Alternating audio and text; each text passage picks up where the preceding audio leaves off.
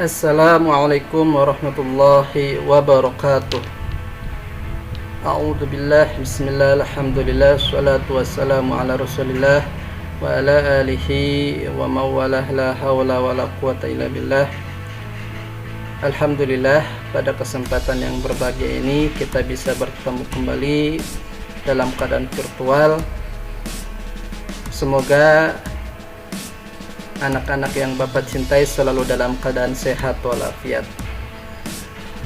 Baik, untuk mata pelajaran IPS kali ini kita akan belajar yaitu tentang pasar dan kewirausahaan.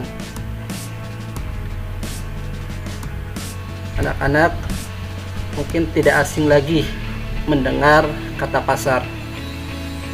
Pasar yaitu tempat kegiatan jual beli barang atau jasa yang dilakukan oleh pihak penjual dan pihak pembeli. Nah, di sini syarat-syarat pasar tentunya harus ada penjual, harus ada pembeli, dan harus ada barang dan jasa. Nah, sekarang pasar tidak diidentikan lagi dengan tempat. Jadi ketika ada transaksi jual beli, di situ ada penjual dan pembeli, ada barangnya, tetapi melalui e-commerce atau aplikasi seperti Shopee, Tokopedia dan lainnya, itu juga disebut dengan pasar. Nah, di sini fungsi pasar yang pertama yaitu sarana memenuhi kebutuhan hidup. Dengan adanya pasar, kebutuhan kita terpenuhi. Yang kedua, dengan adanya pasar yaitu sebagai sarana distribusi barang dan jasa. Yang ketiga yaitu memperkenalkan barang dan jasa. Yang terakhir yaitu meningkatkan pembangunan. Selanjutnya ada jenis-jenis pasar. Yang pertama yaitu ada pasar menurut sifat dan wujudnya. Yaitu yang pertama ada pasar konkret atau nyata, dan yang kedua ada pasar abstrak. Pasar konkret atau nyata tentunya di sana ada tempat, ada penjual, ada pembeli. Memperjualbelikan yaitu barang-barang kebutuhan sehari-hari. Contohnya yaitu pasar buah, pasar burung yang ada di sekitar kita semua. Selanjutnya ada pasar abstrak. Nah, di sini pasar abstrak di sini berarti ada proses interaksi antara pihak pembeli dan penjual untuk mencapai suatu kesepakatan harga. Pasar abstrak di sini biasanya dilakukan yaitu melalui aplikasi e-commerce ataupun lainnya. Ya. Selanjutnya yang kedua ada pasar menurut jenis barang yang diperjualbelikan. Yang pertama ada pasar barang konsumsi. Yang kedua ada pasar barang produksi. Pasar barang konsumsi berarti di situ memperjualbelikan barang-barang yang dikonsumsi. Yang kedua pasar barang produksi berarti memperjualbelikan faktor-faktor produksi, misalnya mesin, tenaga kerja, alat-alat pertanian, dan lainnya. Yang ketiga, ada pasar menurut waktu penyelenggaraannya. Yang pertama ada pasar harian. Pasar harian tentunya dibuka setiap hari.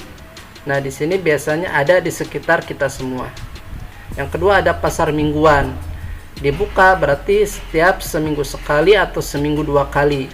Contohnya banyak. Yang ada di Cirebon contohnya yaitu ada pasar Tegal Gubuk yang dibuka setiap hari Senin dan Sabtu. Yang ketiga ada pasar bulanan, dibuka setiap 1 bulan sekali. Yang keempat pasar tahunan, berarti dibuka setiap 1 tahun sekali. Contohnya yaitu Jakarta Fair, Solo Fair, dan lainnya. Yang kelima ada pasar musiman, berarti dibuka setiap musim 1 kali. Yang keempat ada pasar menurut jaringan distribusinya. Yang pertama ada pasar setempat. Pasar setempat di sini berarti pasar untuk memperdagangkan barang-barang yang diperlukan oleh masyarakat yang bertempat tinggal di wilayah sekitar pasar. Yang kedua, pasar daerah, pasar yang lebih luas dari pasar setempat. Pada umumnya pasar di sini itu ada di kota-kota kabupaten atau kota madya. Contohnya pasar Klewer yang ada di Solo. Yang ketiga ada pasar nasional. Pasar nasional di sini berarti meliputi wilayah satu negara. Barang-barang yang diperjualbelikan yaitu barang-barang konsumsi, misalnya pakaian, mesin, kendaraan, dan sebagainya. Yang keempat ada pasar internasional, memperjualbelikan barang-barang yang diperlukan oleh masyarakat di seluruh dunia. Contohnya itu ada pasar tembakau yang ada di Bremen. Terus ada juga pasar Intan yang ada di Amsterdam, Belanda, dan lainnya. Yang kelima yaitu ada pasar menurut strukturnya. Yang pertama ada pasar persaingan sempurna. Pasar persaingan sempurna di sini itu terdapat banyak penjual dan pembeli. Barang yang diperjualbelikan sejenis, yaitu homogen. Dan di sini penjual tidak bebas dalam menentukan harga. Sebab harga ditentukan oleh permintaan dan penawaran. Selanjutnya ada pasar monopoli. Pasar monopoli di sini yaitu terdapat satu penjual saja, namun banyak pembelinya. Contohnya itu pasar untuk listrik yang dipegang oleh PLN, pasar telekomunikasi oleh Telkom, dan lainnya. Yang ketiga ada pasar persaingan monopolistik, yaitu pasar yang di dalamnya terdapat banyak penjual macam barang tertentu. Barang yang dijual dari masing-masing penjual dibedakan antara yang satu dengan yang lainnya. Yang keempat ada pasar oligopoli, yaitu pasar yang terdapat hanya beberapa pihak penjual saja. Oleh karenanya, kegiatan dari penjual yang satu dapat mempengaruhi pihak penjual yang lainnya. Yang kelima, yang terakhir itu pasar monopsoni, yaitu pasar yang di dalamnya terdapat satu pembeli saja. Selanjutnya kita beralih ke kewirausahaan. Kewirausahaan yaitu suatu sikap atau kemampuan seseorang dalam menciptakan sesuatu yang memiliki keunikan, yang dibuat secara kreatif dan inovatif dan memberikan manfaat kepada orang lain. Nah, di sini kewirausahaan sangat harus kita punya jiwanya, jiwa kewirausahaan itu. Kenapa? Karena orang yang berwirausaha biasanya kreatif dan inovatif.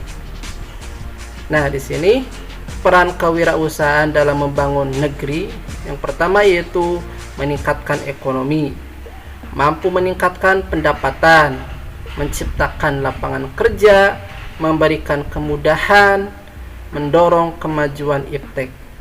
Contoh dari kewirausahaan yaitu contohnya itu Bapak karena kreatif dan inovatif, ya Bapak bisa menciptakan misalnya sepeda dari bahan kayu, dari bahan bambu. Akhirnya diciptakan karena banyaknya pembeli, banyaknya pelanggan, sehingga Bapak merekrut, menambah karyawan. Itu yang namanya kewirausahaan. Selanjutnya, di sini biasanya kewirausahaan itu biasa ada di sektor-sektor tertentu, sektor formal dan sektor informal. Sektor formal itu yaitu berarti kegiatannya bersifat sangat luas, perusahaan. Nah, di sini yang pertama ada industri, ada dalam perdagangan, jasa dan transportasi, agraris, pertambangan, yang besar-besar kalau sektor formal. Kalau sektor informal di sini bersifat sampingan, biasanya tidak berbentuk perusahaan home industry. Contohnya yaitu dalam bidang perdagangan retailer atau pedagang kecil. Ada industri rakyat, misalnya peternak lele, peternak bebek. Ada lagi jasa angkutan, yaitu penjahit, jasa tukang potong rambut. Ada lagi agraris, sifatnya pertanian, perikanan darat, perkebunan kecil, dan lainnya. Baik, mungkin cukup sekian dari Bapak. Kurang lebihnya mohon maaf. Jangan lupa kita harus selalu menjaga protokol kesehatan dengan mencuci tangan, memakai